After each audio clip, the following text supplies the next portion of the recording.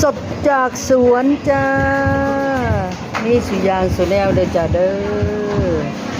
เบิ่งพริกขี้หนูพริกหน่อยก็มีจ้า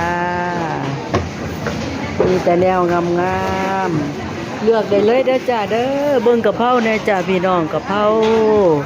งามยอดขามอ่อนของหลากหลายมากเลยจ้ะแม่ค้าพุ่นน่ะของจุ่มคุ่มยุกกำลังจัดของพุ่นมาเด้อมาซื้อเด้อจ้ามากมายหลายอย่างมีปัดบักบวบบักหยังก็มีจ้ามื้อนี้สุดยอดเลยนี่ของสวนนะคะของชี่ก็มีปลาหนังชี่มานำเด้อจ้ามาเลือกซื้อได้เลยเฮ็ดก็เหลืออยู่มาเลือกซื้อได้ปลาทูใหม่ๆสดๆมาเด้อจ้าเด้อมาเลือกซื้อเด้อจ้า